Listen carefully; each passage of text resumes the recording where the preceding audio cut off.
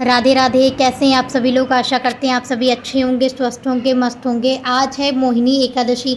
मोहिनी एकादशी की आप सभी को ढेर सारी शुभकामनाएं। हम अपने केशव बाबू का श्रृंगार यहाँ पर कर रहे हैं।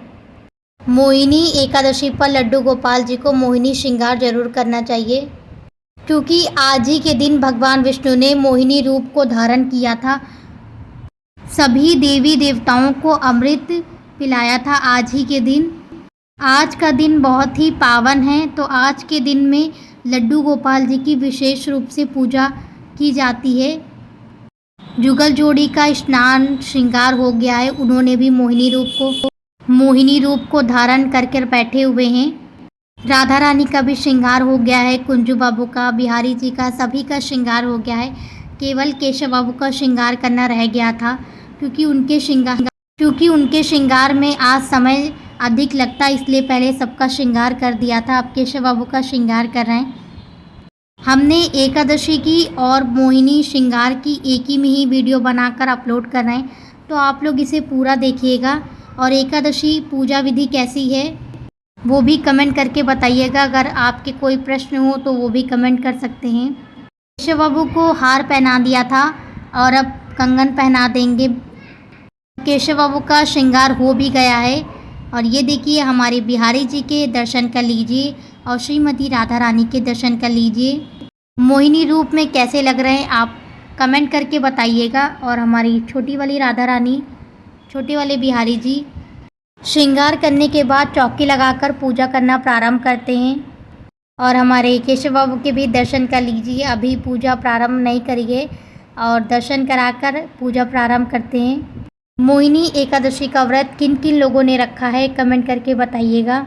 यह पूजा घर के मंदिर में भी की जा सकती है और चौकी लगाकर भी पूजा कर सकते हैं। आज गुरुवार का दिन भी है, तो भगवान विष्णु को समर्पित दोनों ही दिन होते हैं। और दोनों ही दिन में कितने शुभ दिन एकादशी पड़ी है।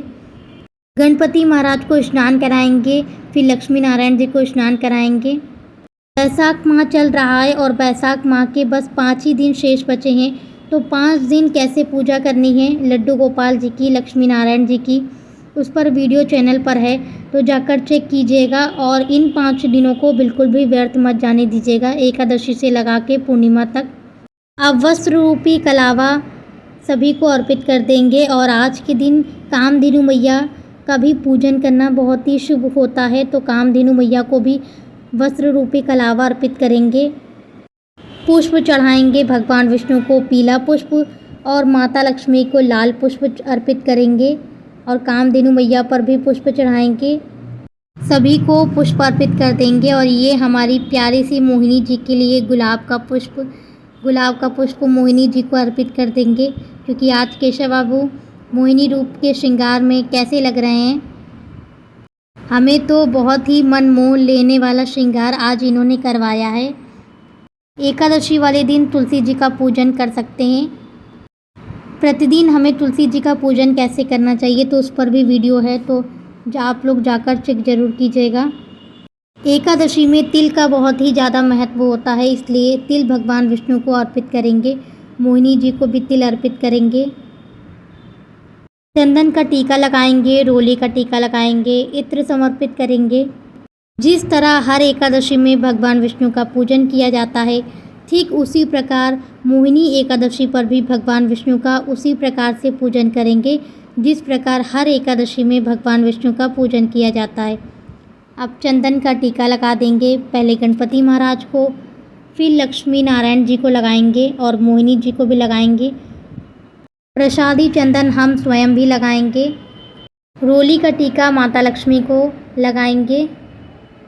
किसी भी पूजा में दीपक का बहुत महत्व होता है, इसलिए दीपक को प्रज्वलित करने के पश्चात ही पूजा प्रारंभ करें। और आज पूजा मम्मी भी साथ में करवा रही हैं। आज हमारा, मम्मी का और भाई का, सभी का एकादशी का उपवास है। कौन कौन एकादशी का उपवास करता है, व्रत करता है कमेंट करके बताइएगा। भगवान विष्णु की प्रिय तुलसी महारानी को भी अर्पित कर देंगे, तुलसी के पत्ते को भी अर्पित करेंगे। मोहिनी जी को भी अर्पित करेंगे तुलसी जी का पत्ता। एकादशी वाले दिन तुलसी तोड़ी नहीं जाती, इसलिए एक दिन पहले ही तुलसी का पत्ता तोड़ कर रख ले, मंजरी सहित वाली, और वही अर्पित करेंगे। फल में जो भी सीजन के फल हैं वो अर्पित करेंगे, उन्हें ही भोग में चढ़ाएंगे। जो भी दक्षिणा है वो भी भगवान विष्णु को अर्पित कर देंगे। किसी भी व्रत में संकल्प लेने का बहुत ही विधान है, तो संकल्प व्रत में ज़रूर ले और धूप दिखाएंगे श्री हरि भगवान विष्णु को, लड्डू गोपाल जी को। एकादशी के अगले दिन पारायण शुभ मुहूर्त पे करना चाहिए, ताकि एकादशी व्रत का पुण्य प्राप्त हो सके। एकादशी का व्रत चाहे रखा हो चाहे ना रखा हो, लेकिन एकादशी व्रत की पूजा ज़रूर करनी चाहिए, जिससे एकादशी व्रत रहने का ही पुण्य की प्राप्ति होती है। तो एकादशी व्रत की पूजा ज़रूर करें। पूजा सुविधा के अनुसार मंदिर में और चौकी लगाकर भी की जा सकती है। गणपति महाराज जी के लिए हमने पहले से ही भोग निकाल कर रख दिया था। अब गणपति महाराज को भोग लगा देंगे और फिर तुलसी का पत्ता मिलाने के बाद अपने केशव बाबू को, लक्ष्मी नारायण जी को, सभी को भोग अर्पित करेंगे। जितना ज़्यादा हो सके भगवान का नाम जाप करते ही पूजा करें। भोग लगाने के बाद व्रत का संकल्प लेंगे और फिर कथा पढ़ेंगे। हर एकादशी के व्रत में कथा जरूर पढ़नी चाहिए। कथा पढ़ने से, कोई भी व्रत में कथा का विधान है तो कथा पढ़ेंगे, हाथ में पुष्प लेकर कथा को पढ़ेंगे। श्रीमन नारायण नारायण हरि हरि, भजमन नारायण नारायण हरि हरि, लक्ष्मी नारायण नारायण हरि हरि। मोहिनी एकादशी महात्म। वैशाख मास के शुक्ल पक्ष की एकादशी। भगवान कृष्ण बोले, हे धर्मपुत्र, वैशाख मास के शुक्ल पक्ष की एकादशी का नाम मोहिनी है। इसका महात्म मर्यादा पुरुषोत्तम राम ने गुरु वशिष्ठ से पूछा था। वशिष्ठ ने कहा, सरस्वती नदी के तट पर एक भद्रावती नाम की नगरी है, जिसमें धृत नाम राजा राज्य करता है, जिसके राज्य में धनपाल वैश्य रहता है। वह बड़ा ही धर्मात्मा और विष्णु का भक्त है। उनके 5 पुत्र थे। बड़ा पुत्र महापापी था, जुआ खेलना, मद्यपान करना, पर स्त्री गमन, वैश्यों के संग इत्यादि नीच कर्मों करने वाला था। उसके माता पिता ने कुछ धन, वस्त्र, आभूषण देकर उसे घर से निकाल दिया। आभूषणों को बेचकर कुछ दिन उसने अच्छे काट लिए। अंत में धनहीन हो गया और चोरी करने लगा। पुलिस ने पकड़कर बंदी गृह में डाल दिया। दंड की अवधि व्यतीत हुई तो नगरी से निकला चला। तब वह वन में पशु पक्षियों को मारता खाता था। एक दिन उसके हाथ शिकार न लगा। भूखा प्यासा कठोर मुनि के आश्रम में आया। हाथ जोड़कर बोला, मैं आपकी शरण में हूँ।